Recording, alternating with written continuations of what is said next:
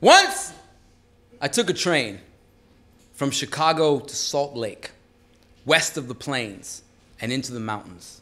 And from the Great Divide onward, there were phone cables suspended from wooden crosses the whole rest of the way.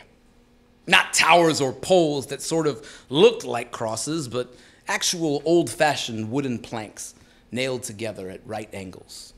And as the train rose and fell around corners, through tunnels, plunging into valleys, they never left my sight. I looked out my long window, and as we passed, imagined a different person, crucified to each one. I didn't mean to. But whether I wanted them or not, they were just there. Black silhouettes mostly, limp and casual.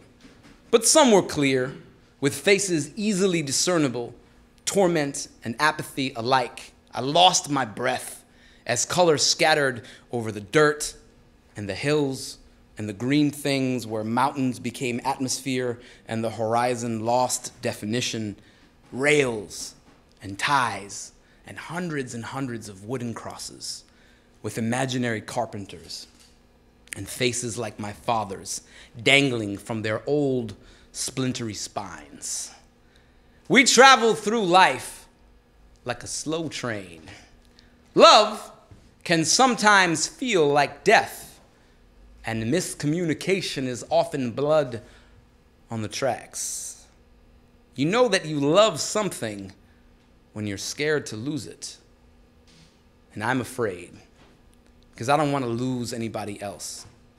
Don't want to let anyone else go. Don't want to pass these judgments hanging from their boards, looking down on me anymore, as this unstoppable freight carries us past, pinning every moment I couldn't hold on to, my weak palms and awkward embraces. It all comes back.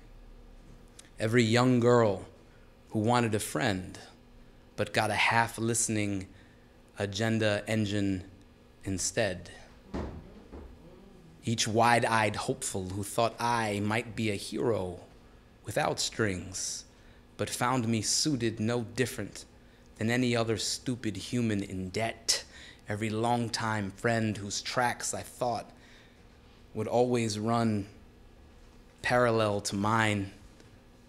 Every lover I failed, every mother I let down, each birthday I forgot, all the phone calls I should have made, they're all here. Each jury is a 12-foot-high wooden sentinel bearing thick cables on its back like whips that stay, and I pass each pew like a pub crawl of guilty verdicts. Like I'm rolling through just in time to hear each gavel fall.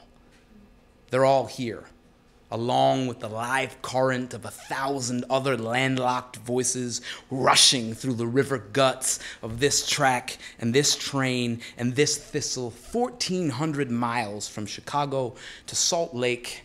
It's like a lifetime. Here is a woman who turned and looked down into some valley when she was supposed only to follow.